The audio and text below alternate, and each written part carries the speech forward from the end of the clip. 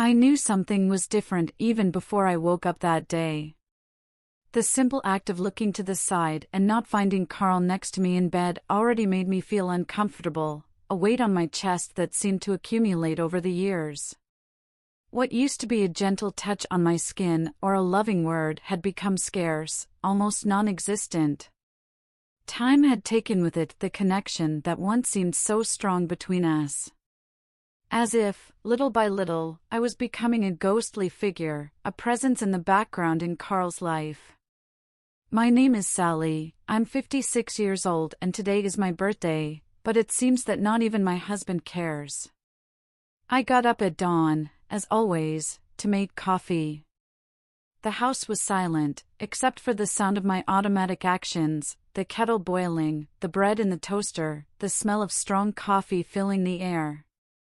I was already used to this silence, but today, it seemed to suffocate me more intensely. I looked at the clock on the wall and saw that it was a few hours before he woke up. The birthday was just a date, I knew that. It wasn't a date to celebrate, but there was an expectation, a minimum of recognition, a word, a gesture. Something that would remind me that I still mattered. Carl, as always, was sleeping. I watched his relaxed body, his slow and calm breathing, and I thought about how many times he had done the same in the last few years. How many times he was there, next to me, but so far away. I went to the bathroom, washed my face, trying to shake off the feeling of uselessness that was haunting me. When I returned to the living room, he was already awake, with an indifferent expression. His eyes passed over me quickly, as if it were a mere formality. "Good morning," he murmured, without even looking me in the eye. I tried not to care, but the pain, however small, of the negligent recognition settled in the back of my throat. He picked up his cup of coffee without saying anything else. It was as if I didn't really exist there. As if I were just another figure in the background, a woman who was part of the set design, but whose actions and feelings no longer mattered. When the afternoon came and I prepared dinner, still hoping that he would notice something, reality hit me cruelly. There was no phone call, no text message. Carl didn't remember my birthday. Not even a word. I sat at the table, looking at the carefully prepared dishes, the food he would never get to taste. The silence between us was heavier than ever. He was sitting on the couch, flipping through the TV channels, lost in his own thoughts. I could no longer feel part of that moment. And at that moment, I decided that I couldn't bear that feeling any longer. The invisibility that was consuming me was already too much. I went to the door, grabbed my coat and left without further ado. I didn't know where I was going, I had no plan. I just knew that I needed to get out of the house, breathe a little, feel that the world outside could still offer me something. Something that would make me feel alive again. The bar was crowded, the sound of conversation and loud music flooding my ears. I felt like a stranger there, but at the same time, something inside me yearned for some kind of company. The place was full of laughter and giggling, of people getting lost in the moment, and somewhere along the way, I began to feel drawn to that energy, that movement. I sat at a table in the corner, a glass of wine in my hand, trying to lose myself in the others, to lose myself in something other than myself. I didn't know what I wanted, but I knew I didn't want to go home alone. That's when he showed up. Jeff. He arrived discreetly, but at the same time, with a presence that made me stop breathing for a moment. Something about him immediately attracted me, something deep that transcended appearance.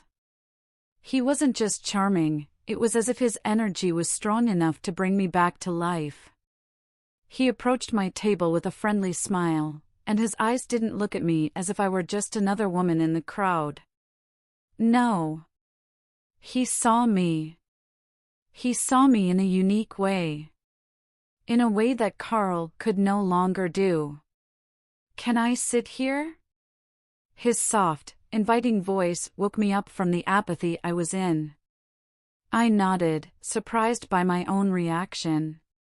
The conversation between us became quieter as the seconds passed, but it was a comfortable silence, as if words were no longer necessary to express what we were feeling. Jeff didn't take his eyes off mine, and I began to feel a different sensation, something I hadn't experienced in a long time. He made me feel important, seen, like I was more than just a figure in a gray routine. It was as if, for a brief moment, he was the only one to notice the woman inside me, the woman who had long been hidden, even from myself. I didn't know exactly what to expect, but at the same time, I didn't want that moment to end. The bar around us seemed to have decreased in volume, as if the atmosphere had changed just for the two of us. Jeff, with a deep and gentle gaze, continued to listen to me, unhurried, in no hurry to go anywhere. This was so rare for me, so precious, that I felt like a delicate thread stretching between the two of us, almost as if he were welcoming me with his eyes, with his calm presence. When he spoke, his voice carried a softness, but also a slight firmness that touched me in a strange way. It wasn't like any conversation I had had with anyone in a long time. It was as if he was trying to understand me, in a way that no one else had bothered to do. "Sally," he said my name with an almost imperceptible tenderness, but enough to make me feel the heat rise in my cheeks. "You are an incredible person, you know that?" I wanted to laugh, maybe look away, but something inside me wanted to absorb that word, that statement. Something inside me wanted to believe, even for a moment, that there was value in who I was, that my life, my story, had meaning. I began, but I didn't know exactly what to say. The words seemed too small to describe everything I felt at that moment. I didn't know how to talk about the emptiness I was experiencing, about the way I felt forgotten, even by myself. I didn't want to talk about everything that was weighing me down, but that look in Jeff's eyes made me feel like I could, that I should be honest. But instead of continuing, I kept quiet. That was when he moved a little closer, as if he realized how much I was giving myself over to this conversation, as if he was giving me space to simply be, without rushing, without pressure. His gaze was more than curious, it was genuine. That look seemed to understand me without me needing to say anything else. He slowly extended his hand, as if asking permission for a simple but meaningful gesture. The touch of his fingers around my hand was gentle, almost reverent, and at the same time, an invitation to something greater.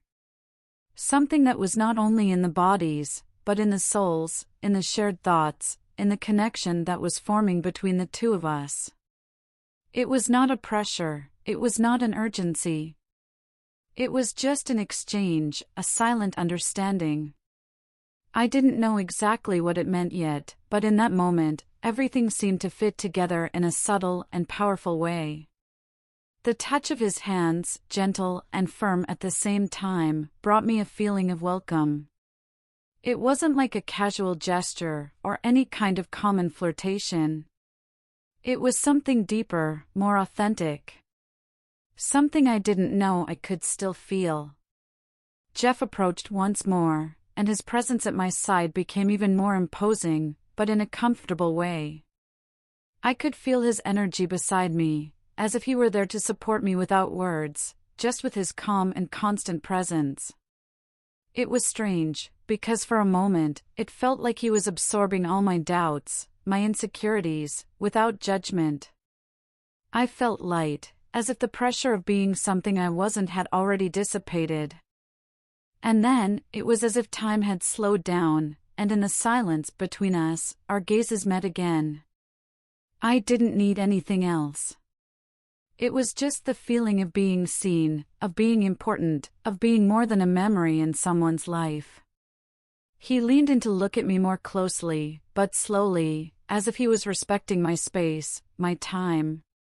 I didn't know what would happen next, but at the same time, I didn't want that connection, that exchange of energy, to disappear. It was all so new, so invigorating, that I didn't want the feeling of being seen to fade. And before I could think of anything else, he whispered softly, "You deserve to be happy, Sally. Truly happy." Those words took me by surprise, and in a way I couldn't fully understand, but they touched me deeply. They weren't just empty words, they were words filled with something genuine. He didn't need to promise me anything, he didn't need to give me answers. Just those words were enough. And there, in the middle of that busy bar, with the music muffled and the conversation around us becoming a distant melody, the two of us remained there, connected not only by words, but by the common understanding that had formed between us. I didn't know what the future held for us, or where that night would take us, but in that moment, there was no doubt. I was being cared for in a way I didn't remember being cared for before. I was being seen. And for the first time in a long time, that felt like enough. When we arrived at his apartment, the mood changed immediately. He kissed me with an intensity that made my head spin. His mouth was warm, and his touches were urgent, as if he had the power to restore to my body what had long seemed lost. I, who had not felt the thrill of being desired for so long, surrendered myself without hesitation. The night stretched out like an explosion of feelings that I no longer knew were possible. Jeff made me feel alive, he made me feel desired. And when I finally fell asleep in his arms, the feeling of being the only person in the world at that moment was all I wanted. But when I woke up, the weight of reality came crashing down on me. Daylight streamed in through the window, and there I was, lying next to a man whose name I barely knew. Confusion washed over me, and I felt empty again. How did I get there? What had I done? But with an effort, I got up and left silently. I walked back home, trying to feign normality. When I walked in the door, Carl didn't look up. He was sitting on the couch, oblivious to everything around me. The feeling of disconnection was so great that I could barely hide my uneasiness. He didn't notice anything. He never noticed. Time passed, and something inside me quieted down when I learned that Jeff was the new neighbor. The shock was immediate, but the excitement, at the same time, was undeniable. With each encounter, with each furtive glance, with each furtive touch, I felt more attracted to him. I could no longer tell if what kept me there was passion or desperation to feel alive. I started seeing Jeff secretly. He became an escape valve, an escape from everything I could no longer live in my own home. And then, everything came to light. Carl found out. He saw me, confronted me. His gaze was empty, without anger, without shouting. Just a deep silence, as if I were nothing more than a shadow in his life. And there, in the heavy silence of discovery, I became visible only to him. But deep down, I realized that the woman he loved no longer existed. And I, lost, found myself torn between the pain of being discovered and the freedom of finally being seen. Thank you for listening to me. Comment below if you liked it. Subscribe to the channel and turn on notifications to receive the continuation.